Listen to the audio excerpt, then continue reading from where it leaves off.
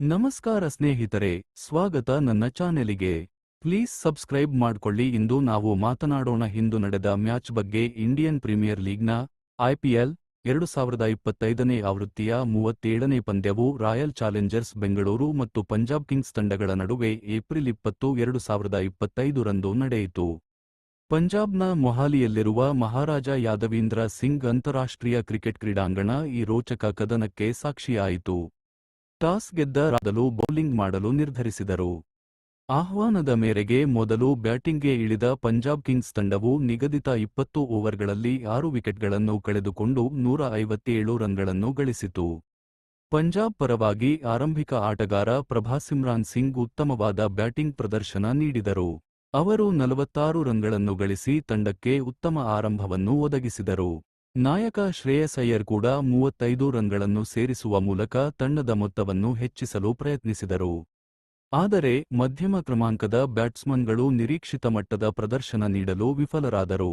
ಜಾ English 10 run ಗಳಿಸಿದರೆ ನೆಹಾಲ್ ವಧೇರಾ ಕೇವಲ 8 ರನ್ಗಳಿಗೆ ತಮ್ಮ ವಿಕೆಟ್ ಒಪ್ಪಿಸಿದರು. ಶಶಾಂಕ್ ಸಿಂಗ್ ಅಜೇಯ 18 ರನ್ ಗಳಿಸಿದರು. RCB ಬೌಲರ್ಗಳು ಶಿಸ್ತುಬದ್ಧವಾಗಿ ಬೌಲಿಂಗ್ ಮಾಡಿದರು. ಕೃನಾಲ್ ಪಾಂಡ್ಯ ಅವರು ತಮ್ಮ 4 ಓವರ್ಗಳಲ್ಲಿ ಕೇವಲ 25 ರನ್ಗಳನ್ನು ನೀಡಿ 2 ಪ್ರಮುಖ ವಿಕೆಟ್ಗಳನ್ನು ಪಡೆದರು. ಸ್ಪಿನ್ನರ್ ಸುಯಾಶ್ ಶರ್ಮಾ ಕೂಡ ಪರಿಣಾಮಕಾರಿ ಬೌಲಿಂಗ್ ನಡೆಸಿ 30 ರನ್ಗಳಿಗೆ 2 ವಿಕೆಟ್ಗಳನ್ನು ಕಬಳಿಸಿದರು. ರೊಮಾರಿಯೋ ಶೆಫರ್ಡ್ 1 ವಿಕೆಟ್ ಪಡೆದರು. ಕೊನೆಯ 5 ಓವರ್ಗಳಲ್ಲಿ RCB ಬೌಲರ್ಗಳು ಕೇವಲ 38 ರನ್ಗಳನ್ನು ನೀಡಿ ಪಂಜಾಬ್ನ ಬ್ಯಾಟಿಂಗ್ ಲಯವನ್ನು ತಪ್ಪಿಸಿದರು.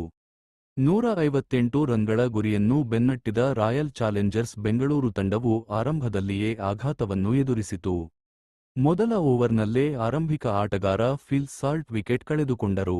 ಆದರೆ ನಂತರ ಕ್ರೀಸ್ಗೆ ಬಂದ ದೇವದತ್ ಪಡಿಕ್ಕಲ್ ಅವರು ವಿರಾಟ್ ಕೊಹ್ಲಿಯೊಂದಿಗೆ ಸೇರಿ ಅದ್ಭುತವಾದ ಜೊತೆಯಾಟವನ್ನು ನೀಡಿದರು.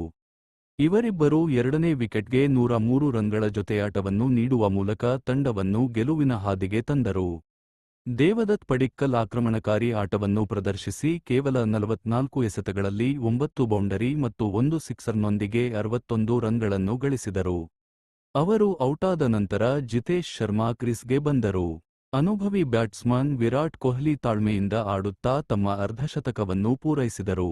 ಅವರು 53 ಎಸೆತಗಳಲ್ಲಿ 8 ಬೌಂಡರಿ ಮತ್ತು 1 ಸಿಕ್ಸರ್ ಸಹಾಯದಿಂದ ಅಜೇಯ 73 ರನ್ಗಳನ್ನು ಗಳಿಸಿದರು. ಜಿತೇಶ್ ಶರ್ಮಾ ಕೂಡ 16 ಎಸೆತಗಳಲ್ಲಿ ಅಜೇಯ 17 ರನ್ಗಳನ್ನು ಗಳಿಸಿ ಕೊಹ್ಲಿಗೆ ಉತ್ತಮ ಬೆಂಬಲ ನೀಡಿದರು. RCB ತಂಡವು 18.5 ಓವರ್ಗಳಲ್ಲಿ ಕೇವಲ 3 ವಿಕೆಟ್ಗಳನ್ನು ಕಳೆದುಕೊಂಡು 159 ರನ್ ಗಳಿಸುವ ಮೂಲಕ 7 ವಿಕೆಟ್ಗಳ ಭರ್ಜರಿ ಜಯವನ್ನು ಸಾಧಿಸಿತು. ಈ ಪಂದ್ಯವು ಬ್ಯಾಟಿಂಗ್ ಮತ್ತು ಬೌಲಿಂಗ್ ಎರಡರಲ್ಲೂ ಉತ್ತಮ ಪ್ರದರ್ಶನ ನೀಡಿತು.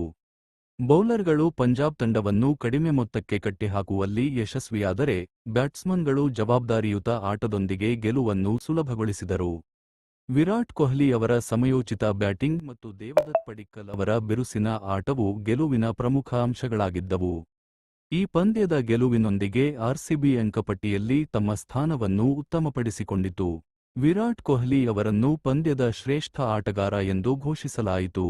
ಪ್ಲೀಸ್ ಚಾನೆಲ್ ಸಬ್ಸ್ಕ್ರೈಬ್ ಮಾಡಿಕೊಳ್ಳಿ.